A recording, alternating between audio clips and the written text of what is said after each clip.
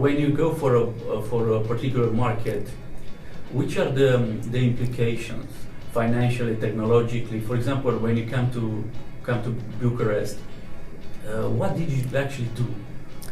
So how we launch a city is quite simple. It works in a few months. So typically we hire a local team, 3 or 5 people. They do market research. They understand where is the real potential to add value, which type of a product we should launch. Then they go talk to the drivers, talk to different fleets, companies, and start to assemble a fleet. And then this usually takes 1-2 months, and then we launch the service for customers once we're certain that we have enough drivers to cover the city. Mm-hmm. So basically, when you came to Bucharest, which were the main challenges from this point of view? Yeah, I mean, always the biggest challenge is acquiring a good fleet of cars and drivers who will provide good quality and be available. So this is usually the biggest effort. And the second one is usually technology side. So understanding the city, making sure we have good enough maps, we have all the top locations, our navigation works well, we support all the currencies, payment methods, and so on. Are you at break-even with your business in Romania, for example? So if we look globally, then we are currently investing money to grow fast. And out of the 20 countries we have, some of them are profitable, some of them we're investing into. Bucharest is currently one where we see that there's a lot of potential. So currently we're heavily investing to grow that market. Mm-hmm.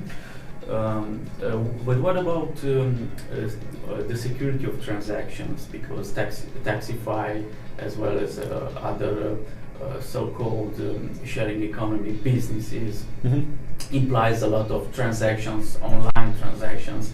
How do you cope with the security challenges of the transaction? Mm-hmm. So luckily for us, we don't need to deal with it at all. So there's plenty of big, global, very secure payment processors, and we are partnering up with them. So, for example, in Bucharest, when a person is adding their credit card, we never see that data. So it is directly sent to the big credit card processor, and we don't touch it, we don't store it. Mm-hmm. So in that sense, we are not concerned about that safety aspect at all. Is this expensive for you? I mean, because you have to pay some fees to the processor? Sure, of course, it's expensive, but we see that at the end of the day, this customer safety and privacy is a big argument, and it's worth to pay for it. Mm-hmm. From your perspective of an entrepreneur, and a young entrepreneur in particular, for the youngest entrepreneurs in Romania who want to build a business in sharing economy, which are the main aspects to pay attention? Particularly in sharing economy. Yes. I think it really comes down to what I mentioned before about starting a marketplace. So marketplaces typically are very hard to start, which means that you need to have good enough capital to actually build this business. It can be very profitable in the long term, but it's very hard to start in the short term. So if an entrepreneur doesn't have very much funds, and you don't have a very good trick on how to start this marketplace, then I'd usually recommend to start a different type of a business model. Mm-hmm. Marcus, how did you find the starting money? So I just started with only 5,000 euros to build the first prototype and do some first marketing. So I was just borrowing this from my family, parents, my brother, and so on. Mm-hmm. And today, can you give us some figures? Well, today we're very well funded. I mean, in tens of millions of euros. So, of course, as you get success with your business, you start to attract investors. So we have been lucky enough to get a lot of investors on board. I'm going to ask you again about the partnership with Didi. So far, what does this partnership mean for you? I mean, they are the biggest ride-sharing company in the world, as you mentioned, but for you as Taxify, what does this partnership mean today in terms of money? Well, in terms of money, of course, that's one aspect of it. But as a company, we're already basically profitable before. So the money for us is, of course, it's a good value. It helps us grow faster, but we see the bigger benefit is on the experience. because they have built the business to a huge scale. So we're learning a lot in how they built the business operations, how did they build the technology, which in ride-sharing business is very critical, very complex. There's a lot of different machine learning and different tools you need to use to build out the platform. So all of these is a huge value to us. So your goal is to grow this business and go further and further with it, or to make a profitable exit? Well, I see that transport in general is the biggest consumer tech industry there is. So if we compare transport with, for example, the advertising business, then it's about 10 times of a bigger industry. So we see that with the industry so large, we can build one of the biggest tech companies in Europe if we succeed here. So I think that's a huge opportunity, and we're just focused on getting there in the next years. Mm-hmm. In August, when you announced the partnership with Didi, you mentioned that it's only partnership. Didi actually didn't buy the company or took equity. So it was a minority investment, so they got shares in the company. How much can you disclose? It was a minority investment around 13% of 13%, and how much money did they put?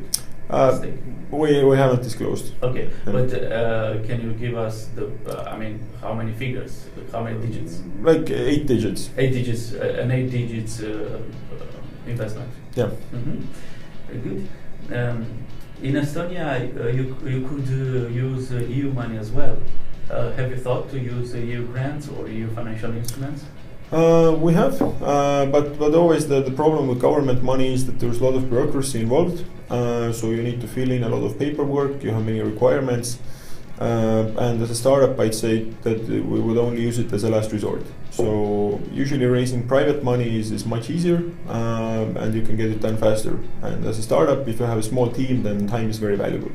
So you didn't use EU money so far? We were using from Estonian government like a very small grant, around 5,000 euros at the start. But that's when we learned really that it took so much time, many months, just to get 5,000 euros. So at the end of the day, it wasn't worth it.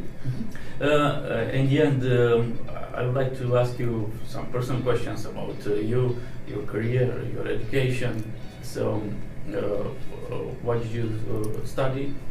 So the thing was, I started Taxify when I was in high school, 19. So I only managed to go to university for 1 year. But yeah, I was studying computer science. Computer science, yes. Yeah. And did you finish your university? Well, I only managed to study for a year. Yeah, and then Taxify already picked up so well that I had to focus on the business. So the business is more important for you than your personal. Yeah, I see that like an opportunity to really build the biggest tech company in Europe comes once in a lifetime. I can always go back to university. Mm-hmm. Like Mark Zuckerberg, for example, and Bill Gates. Yeah. Well, yeah, I mean, I think there's like dozens of examples. So yeah, I mean, there's always a chance to go back, but there's not really a chance to come back and build this again.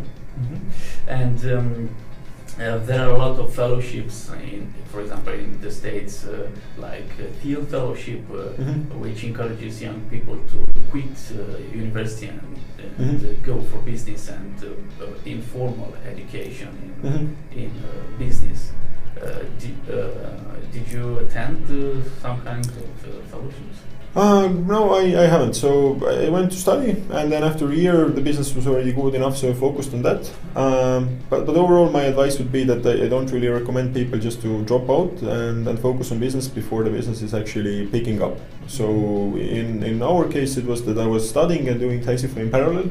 And then I only made this risk of dropping out once I saw the business was already successful. Mm-hmm. But what I've seen happen many times is that people just focus on the business, they don't study, and then if the business doesn't work out, then it's very hard to then go back and start studying again. And the app, actually, who developed the app? So parts of the first version I did myself, but we have a technical co-founder who's been with us now from the start. Yes, and he is today in the company? Yeah, so he's our CTO running the development team. Mm-hmm. Great, thank you, Marcus. Thank you.